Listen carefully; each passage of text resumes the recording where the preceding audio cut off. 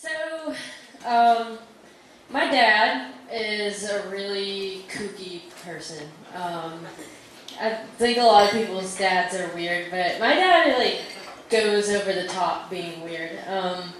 I think it just is. I think so. I think he honestly has this condition called Asperger's syndrome. I don't know if anybody's ever met anyone, but people with that condition are very focused on a few objects. My dad is extremely interested only, very specifically, in flashlights, solar energy, guitars, pens. I think that's it. When I was younger, when I was a teenager, my friends would come over. My parents were divorced. Didn't work out. My mom got tired about flashlights, I guess. And knives. So when I was younger, my friends would come over, and my dad would bust out this solar panel with a radio and lecture my friends for like a half an hour about solar energy, and I would just be like horrified. Like I wanted to die. And so I started to resent him.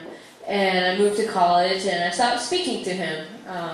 I didn't think he understood me. He never asked about me. He only talked to me about flashlights and stuff. And as an 18-year-old, I didn't really give a flying shit about flashlights or solar energy. I just wanted him to ask how school was going and things like that.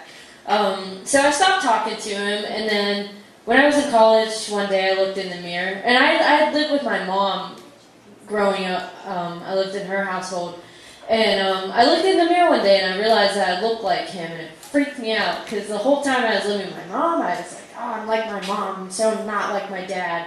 And when I looked in the mirror, I saw him, and I was like, wow. So I called him, and I hadn't talked to him for 2 years, and I was like, I'm really sorry we haven't spoken. And I'm really glad I did that because on April 17th of this year, my dad had a massive heart attack. I was actually home, and I got a phone call, and I've been working this shitty job, and I've been applying to jobs, and I get this phone call from this number that's a Pittsburgh number. So I think it's somebody from Philly with a Pittsburgh number calling to hire me.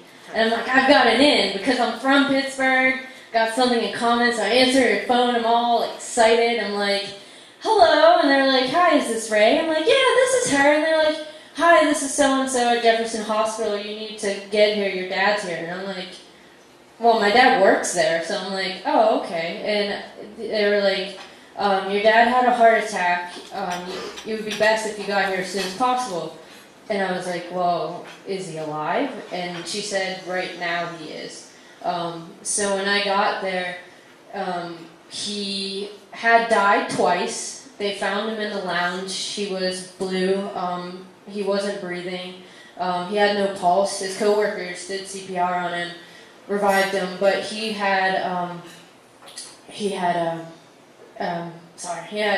in induced hypothermia because when someone loses brain and oxygen, they immediately cool them down. So he was in induced hypothermia. There was a machine beating his heart for him. There was a machine breathing for him. So when I saw him, he was covered in blood. He was being shook because the machine was beating his heart, and he was shivering because he was in hypothermia. So I spent a really hellacious 4 days not knowing if he was going to live or not.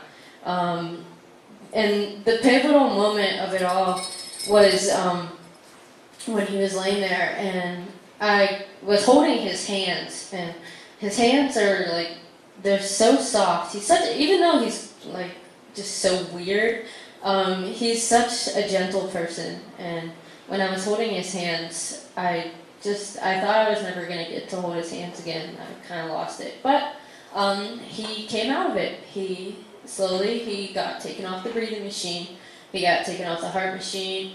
He got out of hypothermia, and all of his neurological functions were intact. He's walking around. He's back to work. So things can be a little crazy with your parents. Sometimes you can really resent them, but you never know what's going to happen. So I'm really happy I got one last chance to show him how much I love him, even though I have to listen to him talk about solar energy for like 5 hours. It doesn't matter. I'll listen to him.